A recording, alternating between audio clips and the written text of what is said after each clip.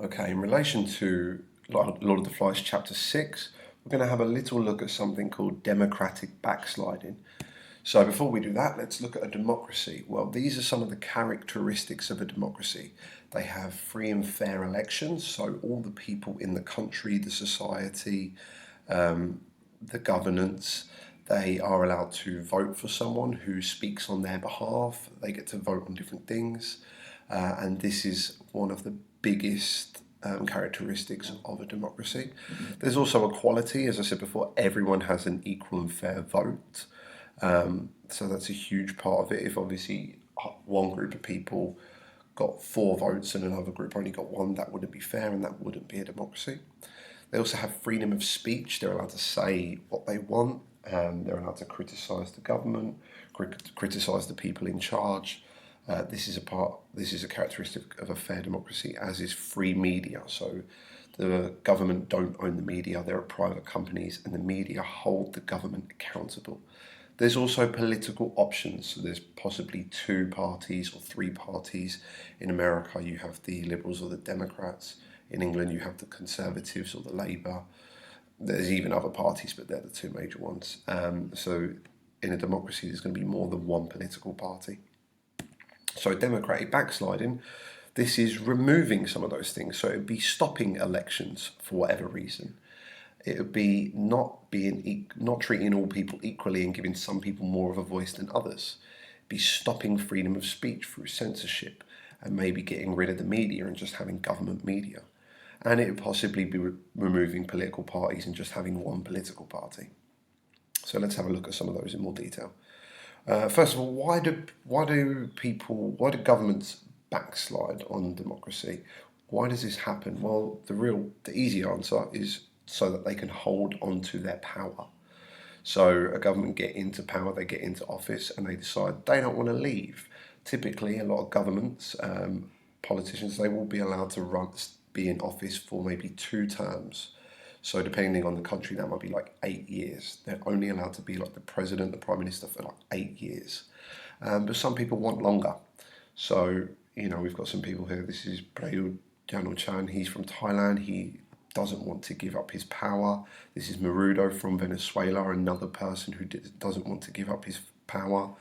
2 famous people. We've got Joseph Stalin and Mao Zedong, China and Russia. These communist leaders of the countries didn't want to give up their power. And then this fella, who I imagine will not want to give up his power, but it's too early to tell.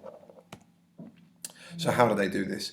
So fear is one of the tools they can use. They can use fear of different and pride in self. This is known as fascism. So by saying we are a special group of people, we are better than everyone else, that would be fascism.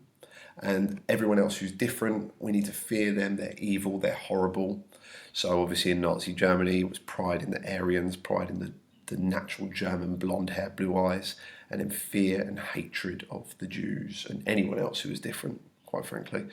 In America, we see some similar stuff today where we've got this pride in the old American way and then fear and hatred of people like Mexicans and Muslims as well.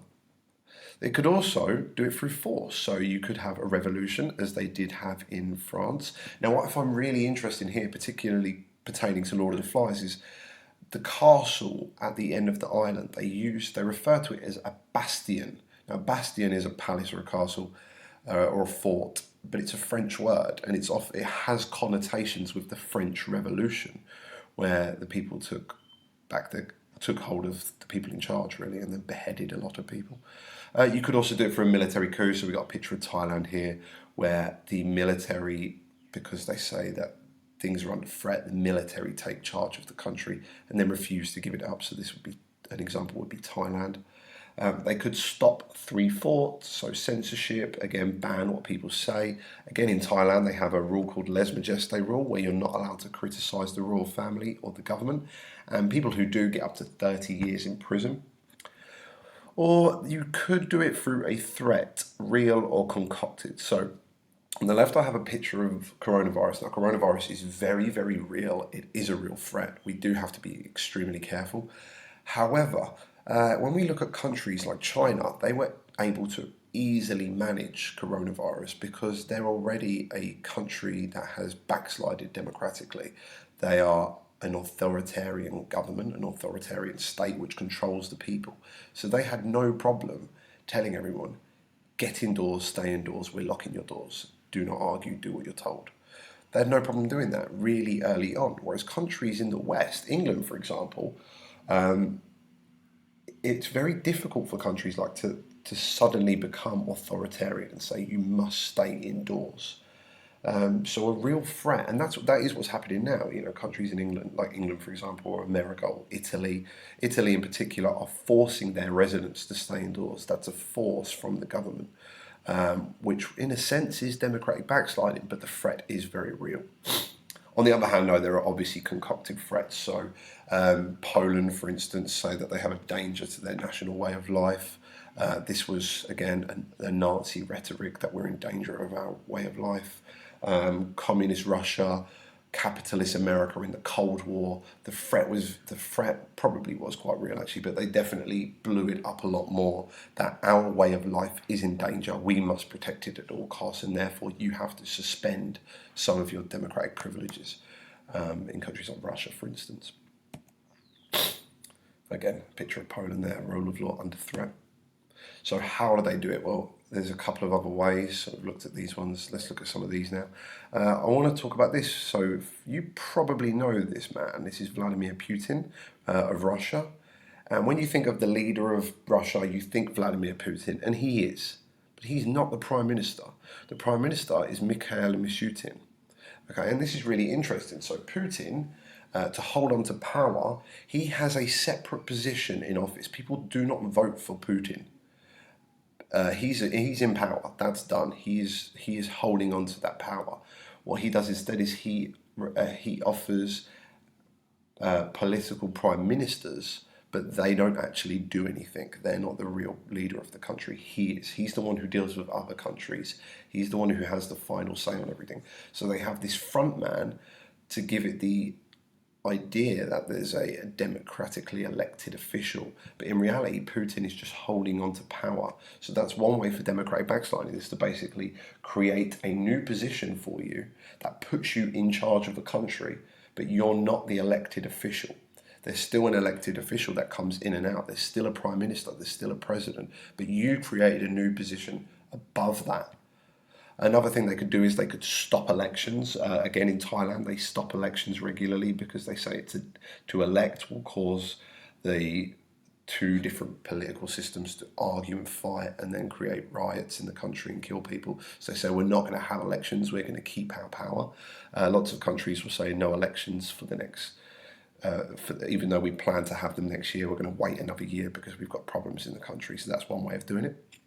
And then here we've got China, and there's other countries, North Korea, and there's loads of countries. I'm not going to go into detail. But China is a one-party country.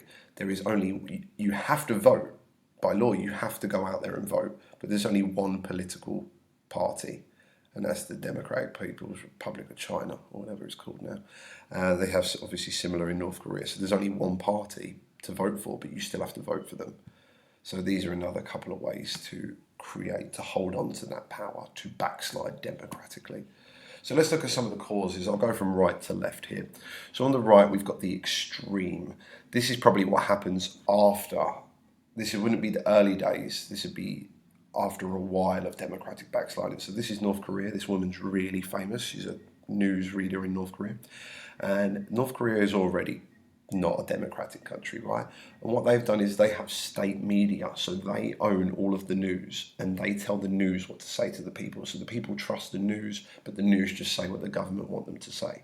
So it'll often be things like, death to America, and that's a common rhetoric you'll see this lady say in order to push the idea of going to war with America, or America are the evil people who went to war with North Korea in the 70s, whenever it was. So the government own the media and they control what the people what news the people have access to. In the middle here we have, this is Boris Johnson, who is the leader of the UK at the moment, and he refuses to be interviewed by the media. He refuses to be interviewed by, this is Andrew Marr, he's a famous interviewer, famous newsreader, and he refused to be interviewed before the election, which basically says he will not let the media hold him accountable. And that's part of the job of the media, is to hold our elected officials accountable.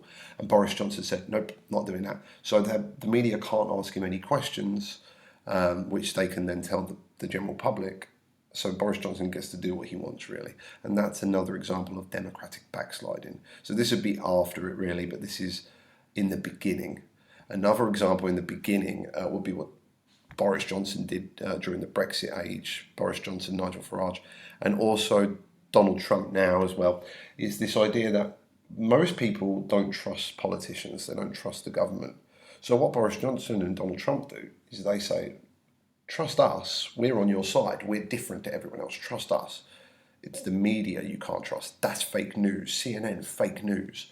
So this is another example of democratic backsliding, because they get people to distrust the media, and it's the media's job to hold the government accountable and to push free speech and free thought. So by making people distrust them, we've got an example of democratic backsliding. Another cause to democratic backsliding is populism. Now I'll put a definition here, but basically what populism is it's someone going, again, we speak against the elites or the establishment, so people feel the government don't work for the people. So someone comes out and says, well, I'm not part of them, I'm not part of their system, I'm with you guys. They try to appeal to say that they're similar to the people. I'm the same as you, and they get popular through that way by saying we're different to the government, I'm the same as you, vote for me. Now sometimes these are legitimate things, like Occupy Wall Street, we are the 99%, we want to bring down the 1%. But other times, Donald Trump, the Brexit campaign, they would say, we've had enough of the old way of government, vote for us because we're just like normal, regular people. We're just like the same. The way the people in charge at the moment, they don't look after you. Vote for me and I will look after you. This is populism. Now, after reading chapter 6, I see a lot of this with Jack. He's like, Ralph doesn't look after us. He just gives us rules all the time in chapter 5 and chapter 6. He just gives us new things and new rules. I just want to hunt. I just want to have fun. I'm going to protect you. So I see a bit of that in Jack as well. But Donald Trump in particular, build that wall, all that rhetoric that made him so popular and saying things like drain the swamp, get rid of the old government.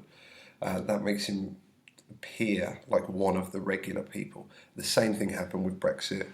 They came out and said, oh, take our country back. I'm just a normal working class person.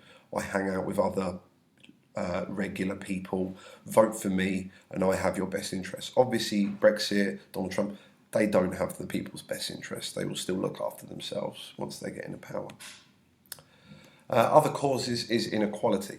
Another cause, is inequality. So I look at post-World War I Germany. Remember, Lord of the Flies was written in post-World War II.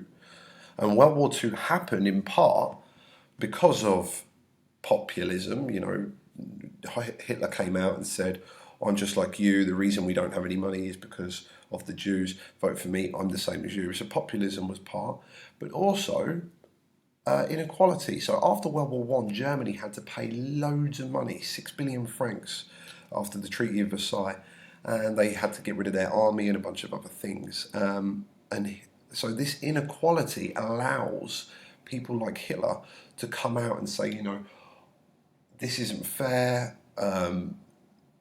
This has to stop. I represent you guys. Vote for me. So populism and inequality go hand in hand. Again, we got a picture of Brexit and Donald Trump here. So obviously, the inequality in post-World War I Germany led to the rise of the Nazis and Hitler in World War II Germany, which caused World War II and was the part of the inspiration for William Golding writing Lord of the Flies. Here I've got a picture of the Khmer Rouge. This is in Cambodia. You'll actually read a book about this in grade 10. So in the Khmer Rouge, you had communist peoples, a bunch of rice farmers get together. They were all communists and they took over the government. They killed many people. I think like a third of the population they killed. Any intellects, anyone intelligent, anyone who went to school, doctors, lawyers, they killed them all. And this was born out of inequality. They felt things weren't fair. People in the cities were really rich and people in the farmlands were really, really poor. So this inequality led to populist rhetoric and allowed the party to gather all the poor people together to kill and defeat the rich. And then once they were in power, they took it by force, and once they were in power, they held on to that power. Again, this is similar to the many revolutions. The French Revolution comes to mind as well. And then on the other side of things, India. Now, India has a problem at the moment, currently, where what the government are doing is they're forcing all non-registered people to go and register. Now, in a country as populated as India, that accounts for a lot of people. And these people are Indians, they were born in India, but because they're poor, because they don't have access to things, they're not on the government register. So the government has said they now have to go and register because they're no longer Indians, they're refugees. But if they go and register, they're allowed to be Indians again and they get all the benefits of being Indians. However, they are stopping Muslims from going on this list. So if you're a Muslim and you're not already on the list, you cannot go and register yourself as an Indian, and therefore you become a refugee, and therefore you can't vote, you can't take part in politics or democracy, and often you'll be moved to a camp of some sorts. Now, obviously, when you do something like this, when you take a small minority of people who are weak and you stop them partaking in a democratic process, that is democratic backsliding, because you're only working, it's unequal, you're only working for the rich, you're not working for everyone equally. And obviously that is a cause of democratic backsliding. So you've got 3 assignments. The first assignment you've got to do is the same you do in the deliverables. You find 4 devices from chapter 6, you analyse them using level 1, 2 and 3. So remember, what level 1, you identify what it is, what it means, what it's trying to say. For level 2, what is that metaphor, that simile, that polysyndeton, and that oxymoron, that particular word choice with this weird connotation? What does that reveal about the plot, the character, the story, the setting, the tone? And then level 3, link to outside of the text. So after this video, I hope you can even link to possibly democratic backsliding, the historical context, so after World War II, other world events, another book, the author and his life, or a theme that it develops. Also remember in your evidence to embed your evidence, giving context so someone who hasn't read the story knows what's being said. The second assignment is write a paragraph explaining democratic backsliding. You should include a definition of democratic backsliding and at least 2 causes of democratic backsliding, with examples and evidence that are analysed, so cause and effect.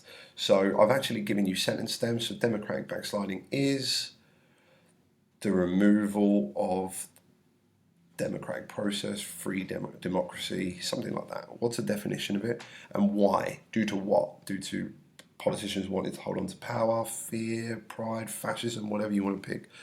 And one way to a democracy could backslide is what? The media, populism, reshuffling cabinets, changing the laws. What? Specific example, find a country that did it. Again, there's stuff in the video.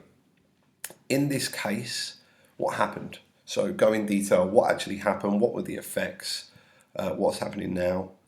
Added to this, give another cause, specifically in what country, what happened, and the effects of this were what. And then your sentence at the end, in some democratic backsliding caused by, same thing you put here and here, stops, halts or slows down free democracy. So I've given you the sentence stems and the colours, you just have to make the paragraph. You do not have to use my sentence stems, you can make your own, that's fine. And finally, the third assignment is to write a paragraph explaining how democracy is beginning to backslide in Lord of the Flies. Why and what it looks like as well. Use specific examples from the text with a levelled analysis, please. So obviously you can talk about Jack, the conch, what's happening with the boys, and how democracy and this idea that whoever has the conch get to speak, the fact they vote for a chief, how these things are beginning to backslide. And that's it. Good luck.